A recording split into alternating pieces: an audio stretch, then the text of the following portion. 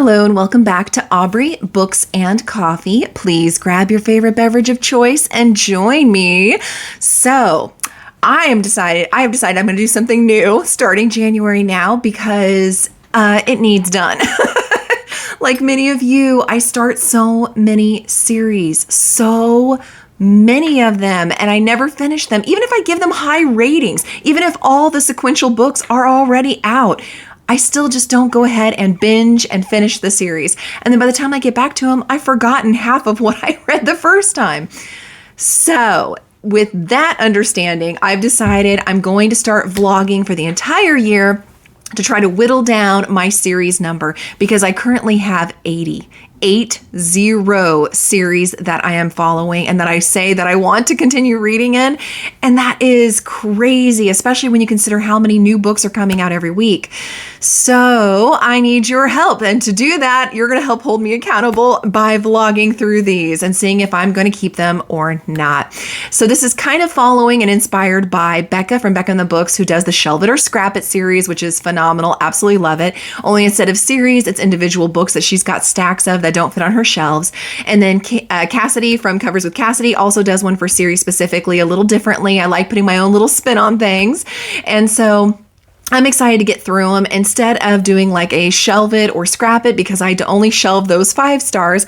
I'm going to call it finish or forget it. So I'm either going to be finishing the entire series in the vlog or I'm going to go ahead and just forget about it, DNF the series, enjoy the books that I enjoyed in it, and let it go. So without further ado, let's spin, because I have 14 different series listed here. Let's see what our first series is going to be, shall we? I feel like I'm on The Price is Right. And it says, for the first one, House of Beating Wings. Ooh, I'm excited about that. I'm trying to remember. House of Beating Wings is by Olivia Wildenstein, I believe it's pronounced. And it's funny enough, it's actually called the Kingdom of Crows series, but the House of Beating Wings is the one that I actually read. I gave this a 5-star. I absolutely loved it. So you'd think I would have jumped at the second book when it came out, but I didn't. But now I have no excuse. So I'll be picking up House of Pounding Hearts, which of course is book 2. And I'm excited to vlog it with you all. All right, so I'm now about 27% into House of Pounding Hearts, and we're still, yes, I know, kitties, we're still obviously following Fallon and Lorcan, and there's a lot of politics kind of being set up now, and so they're kind of having to navigate that, and she's very angry at Fallon. I don't want to say why, because this is, of course, book 2 in the series, and so I want to not spoil anything for anybody who hasn't read book 1 yet, but she's angry at him and trying to get past it, as well as kind of maneuvering through the politics of the discovery she made and stuff. And it's interesting. It's got me. The banter's there. I just love Fallon as a character, the friendship she has. Like, I am in it, and I am loving that we're picking right up. I am now at 54% in House of Pounding Hearts, and something just happened, and yeah, I'm not like heartbroken over it, but I did not see it coming. But I wondered because this character did something really kind of weird spontaneously, and I'm like, that's gonna have a reason behind it. And if you read this book and you know what I'm talking about right now, it did. So it did come back, and it's sad, but not like tears for me sad. I wasn't that attached to this character, but it is very much a so the politics are really being upped, and Fallon is still really ticked off. And it's funny how much he's like trying to get to her and win her over, but at the same time is potentially engaged to another woman. So where are we gonna go from here? All right, I finally finished House of Pounding Hearts. Oh my gosh, I'm gonna call it a 5 stars. I loved it. It's very exciting. There's definitely a cliffhanger at the end, a lot of backstabbing goodness and romance, and I needs to know what happens next. So I went ahead and went into Audible because I had a credit, and even though it was supposed to go towards my regular TBR for the month, I'm getting the next one. And so I have now downloaded the oh, I know, Stevie, right? Tell me about it, buddy. I want to say it was House of Striking Oaths, I think. I can't see it and like find it right now, but I think it's House of Striking Oaths. And so more to follow. I am now 25% into House of Striking Oaths, and oh, Fallon, she has gotten herself into quite the pickle. I don't want to give away too much because, of course, this is going into the, sequels, and so I don't want to give away anything from previous books, but needless to say, she is attempting to escape something not good and is having a heck of a time. And it still got me, though. I'm still very interested. I think there's moments where it's really drawn out a little bit more than it needed to be, but I get it because there's more books in the series to go, so I get it. But I'm not bored. I'm still having a great time, and I'm excited to see what's going to happen because we are getting some secrets revealed. And so I'm now about 59% into House of Striking Oaths, and it's losing me.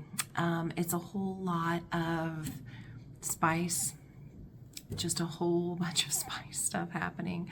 It feels like the whole first part of the book was just there because the author wanted a cliffhanger at the end of the second one, and so you had to resolve it. Didn't feel like it really did much of anything, and I'm just really bored, and I'm like skipping through spice because it's like you'll do a whole chapter and then they wake up the next morning and they're going at it again. And it's like, okay, some can be behind closed doors, guys. Like, we don't have to have all the details every single time. Like, we get it. So it just, yeah, I'm just kind of disappointed that there's no real meat to it. It's just boring and talking and then banging and then talking and then banging. And it's just, yeah, I don't know. I'm for sure going to finish this one. I only got 40% or so left. But I may not finish this series, you guys. I may have to say goodbye to it. I am now 75% into House of Striking Oaths, and I have to admit it's gotten a little bit better. There's still way more spice than there needs to be honest. But outside of that, it has slowed down a little bit, and now we have a war going on, and we're trying to find a lost item that's kind of important. So all of this is actually adding more to the story again, and I'm really glad because this is going to wrap it up. And then after this, there's a new duology that's the same kind of world, and some characters we're meeting here in this book. But I don't know I'm going to continue it just because the spice is a ridiculous level. Like literally multiple chapters of spice is just a little bit too much for me. And I think a little unnecessary, especially since none of it's closed door. It's all extremely descriptive. So, yeah, so I'm hoping I get more substance is what I'm saying. There's only about 25% less left in this, and I will be finishing it. Really hoping we can end on a little bit of a banger note instead of what's been going on lately. I'm getting ready to take off so I can go to the library to get to see some new authors that I've never seen before. But they have a couple books that are coming out, and we get a sneak peek at our library. I love these events. They are amazing. So I can't wait to take some pictures and share some pictures with you guys.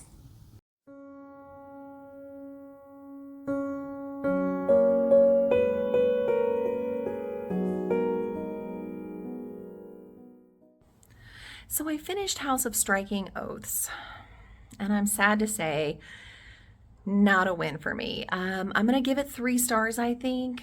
Basically, the pacing was all off. It ended up doing like a whole lot of nothing in between something happening, and it felt almost like the first like 30-40% of the book had nothing to do with the rest of the book. And so it felt kind of like a waste of time, if that makes any sense. So yeah, definitely not great, especially for the ending. Like, this is supposed to be the end. Yeah, Rumble. Yeah.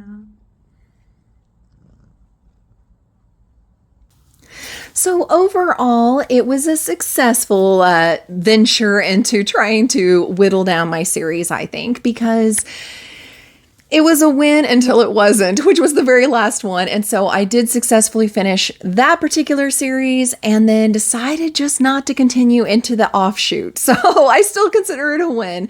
And so that actually brings me down to now 79 series that I'm following. Woo!